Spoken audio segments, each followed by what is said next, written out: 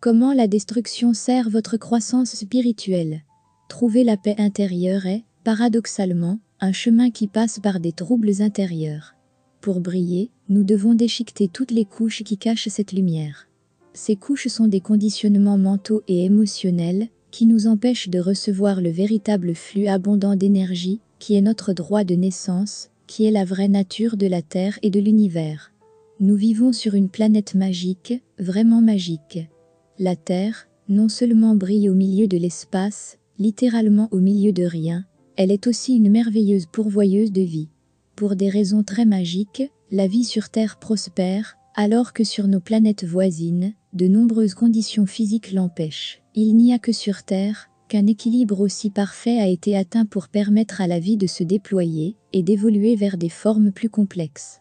La Terre nous montre que, aussi désolé que puisse paraître votre environnement, l'univers est fait de lumière et fournit à tous ces êtres, tous dont ils ont besoin, seul le moment doit être propice. Regardons cela dans une perspective plus large. La création de la Terre a certainement été un thème très discuté dans la religion et la science. De nos jours, l'exploration du grand espace est capable de nous expliquer beaucoup de choses qui, en plus d'être d'un intérêt extrême pour nous, en tant qu'êtres vivants sur Terre, peuvent nous apprendre beaucoup sur la façon dont l'univers fonctionne réellement. Considérez toutes les coïncidences heureuses qui ont créé cette précieuse planète sur laquelle nous vivons. La quantité parfaite de matière qui est entrée en collision au cours d'une phase terrestre très violente mais toujours créative. Pendant des millions d'années, la matière de l'espace, des astéroïdes de taille et de matériaux différents, parmi lesquels de l'eau a également été trouvée, sont entrés en collision à des vitesses extrêmes et, lentement, ont formé la Terre. Des collisions heureuses qui ont apporté de l'eau et des minéraux et tout ce qui était nécessaire pour créer la vie. Des astéroïdes venus des confins de l'univers, dérivant pendant des millions d'années à travers le néant, jusqu'à ce qu'ils touchent finalement la surface de la Terre. Au début, la Terre était bien différente de ce que nous connaissons aujourd'hui. Des choses qui brûlent et qui explosent, toutes sortes de choses qui se passent sur Terre. Volcans explosifs, astéroïdes et météorites frappant la Terre. Pourtant, au bon moment, les choses ont lentement commencé à se calmer. Nous ne savons pas vraiment quand la vie a commencé, mais à un moment donné, les bonnes conditions ont été réunies pour que les premiers organismes soient créés. Un jour très spécial, quelque part sur Terre, la première particule vivante est née et a commencé à se multiplier. Personne ne sait comment elle a fait, mais elle a été la première entité vivante sur Terre. D'où vient-elle? Une chose est sûre, elle est arrivée des étoiles. Exactement comme tout le reste, lorsque les étoiles explosent, elles libèrent dans l'univers de la matière qui se répand ensuite dans tout le cosmos. Alors, réfléchissez, pendant des millions et des millions d'années, la destruction et la violence ont régné sur la Terre. Petit à petit, les choses ont commencé à s'arranger. Les organismes ont commencé à évoluer grâce aux belles conditions qui se sont installées sur Terre et qui ont permis à la vie de prospérer non seulement dans l'eau, mais aussi sur le sol, grâce à l'air respirable que fournit notre atmosphère. Bel oxygène qui permet à tous les organismes de maintenir la vie. Tout comme ça, tout comme la Terre, nous nous transformons aussi au cours de notre cheminement spirituel. Nous traversons la destruction et le feu, mais finalement nous expérimentons aussi l'équilibre, la paix, la vie. Le fait que nous traversions les ténèbres pour voir la lumière a du sens, car c'est ainsi que fonctionne l'univers.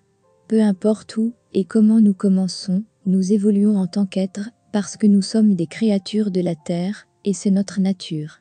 L'univers est en constante expansion, devient de plus en plus complexe.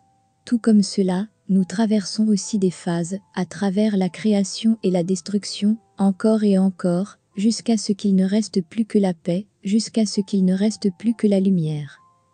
Jusqu'à ce qu'il ne reste plus que la conscience pure, et que nous expérimentions une véritable connexion avec la Terre, nous réalisons notre vraie nature, qui est la conscience omniprésente.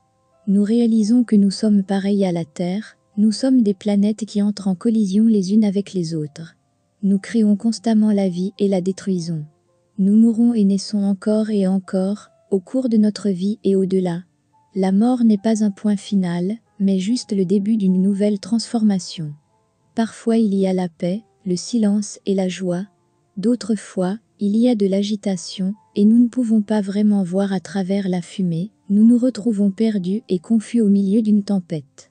D'autres fois, nous sommes du feu pur, nous sommes la flamme qui danse sur elle-même, nous sommes le feu qui purifie, ou nettoyage à l'eau, ou la terre qui pousse, ou de l'air en mouvement. Peu importe où nous sommes en ce moment, que nous soyons des volcans ou des océans, un papillon ou un lézard. Tout se passe comme il se doit, pensez à toutes les coïncidences magiques qui ont créé cette belle planète. Pensez que toutes ces coïncidences magiques se produisent constamment dans votre vie, car vous êtes une créature de cet univers, et vous guide constamment vers votre potentiel le plus élevé. Cet astéroïde qui vient de vous frapper pourrait être la plus grande bénédiction de votre vie. Ce volcan qui explose, pensez au sol fertile dans lequel toute la lave se transformera. Un violent orage, toute cette eau pourrait nourrir votre jardin intérieur. Parfois, ce qui semble être un désastre pourrait tout aussi bien s'avérer être exactement ce dont vous avez besoin dans votre vie pour évoluer et prospérer. Laissez juste le temps faire son travail. La patience est définitivement quelque chose que l'univers valorise dans ses transformations. La Terre n'est pas devenue le bel endroit qu'elle est maintenant en quelques jours, cela a pris des millions d'années. Juste comme ça, les transformations dans votre vie peuvent prendre un certain temps.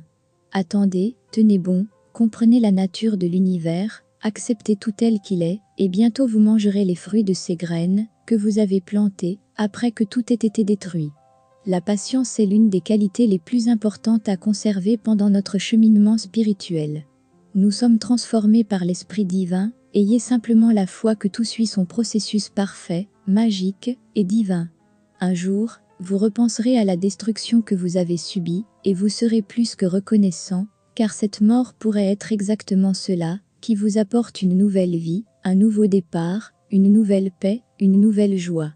Avoir la foi et la confiance. Tout est parfait, toujours.